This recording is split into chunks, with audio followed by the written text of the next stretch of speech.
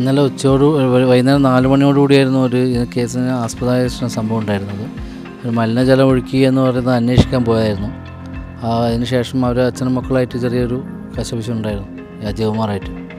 അപ്പം അവർ ഒന്നും നെള്ളൊക്കെ ആയിരുന്നു. പിന്നെ ആൾക്കാരൊക്കെ പിടിച്ചു മാറ്റി അവർ പോയി. പോകുന്ന സമയത്ത് അവർ മക്കളും പറയുന്നുണ്ടായിരുന്നു തിരിച്ചു വന്ന് കാണിക്കാമെന്നൊക്കെ. അതിനുശേഷം ഒരു 8:45 സമയത്തായിരുന്നു ഈ കടയുടെ മുന്നിൽ വെച്ചിട്ടായിരുന്നു അക്രമം നടന്നത്. അവർ അച്ഛനും 2 മക്കളും മക്കളെ 2 സുഹൃത്തുക്കളുണ്ടായിരുന്നു എന്ന് പറയുന്നത്. അപ്പോൾ കൂടെ ഉണ്ടായിരുന്ന പ്രവീണിനും നല്ലോണം മാരകമായിട്ട് അക്രമം ഉണ്ടായിരുന്നു. തലക്ക് കല്ലുകൊണ്ടൊക്കെ അടിച്ച് പരിക്കുണ്ടായിരുന്നു. ചോരയിൽ കുളിച്ചിട്ടുണ്ടായിരുന്നു പ്രവീൺ കുമാർ. ഈ ഒച്ചയൊക്കെ കേട്ട് എൻ്റെ വൈഫ് വിളിച്ച് പറഞ്ഞതിൻ്റെ അടിസ്ഥാനത്തിൽ ഞാൻ കണ്ണൂരിൽ നിന്ന് ഇവിടെ വരികയായിരുന്നു. ഇവിടെ വരുന്ന സമയത്ത് അബോധാവസ്ഥയിലുള്ള റോഡിൽ കിടക്കുന്ന അജയകുമാറിനെ കണ്ടത്. പിന്നെ പ്രവീൺ കുമാർ തലയിലൊക്കെ ചോരയിൽ കുളിച്ചിട്ടുണ്ടായിരുന്നു. അപ്പം അവിടുന്ന് ശേഷം ഞാൻ ആംബുലൻസ് വിളിച്ച് വരുത്തിയിട്ട് ആംബുലൻസിലാണ് കൊയിലി ഹോസ്പിറ്റലിൽ 2 പേരെയും കൊണ്ടുപോയത്. ആ സമയത്ത് നാട്ടുകാരായിട്ട് കൂടുതലായിരുന്നില്ല, വേറെ 2 ആളെ ഉണ്ടായിരുന്നു.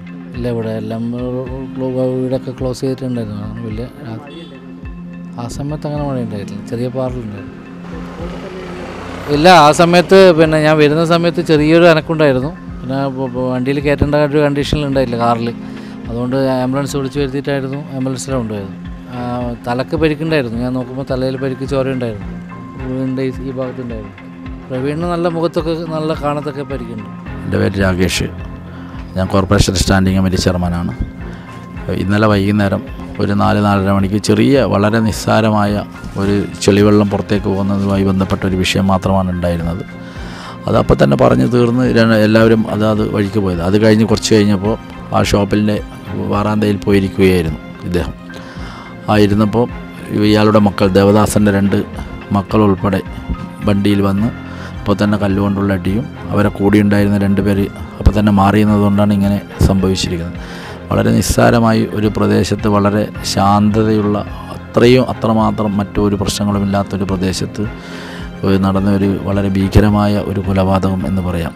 ഒരു തരത്തിലും ഈ പ്രദേശത്തുകാർക്ക് മനസ്സിൽ ഉൾക്കൊള്ളാൻ പറ്റാത്ത ഒരു സാഹചര്യമാണ് ഇന്നുണ്ടായിട്ടുള്ളത്. ഏതായാലും പ്രതികളെ അപ്പോൾ തന്നെ കസ്റ്റഡിയിലെടുത്തു എന്നാണ് മനസ്സിലാക്കുന്നത്.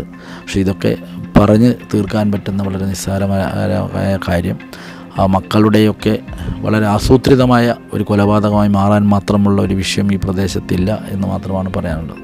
ഈ അജാട്ടൻ എന്ന് പറയുന്ന ആൾ ഈ ഭാഗത്തെ എല്ലാ പ്രശ്നത്തിനും എല്ലാം എന്ത് ആവശ്യം വരുമ്പോൾ ഈ ഏരിയക്ക് നാട്ടിന് വേണ്ടിയിട്ടുള്ള എല്ലാ പ്രവർത്തനത്തിനും എല്ലാം ഇവർ എത്തുന്ന ആളാണ്. അങ്ങനെ പാർട്ടിയുമില്ല, ഒരു രാഷ്ട്രീയവുമില്ല, മതവുമില്ല, ഒന്നുമില്ലാത്ത വ്യക്തിയാണ്.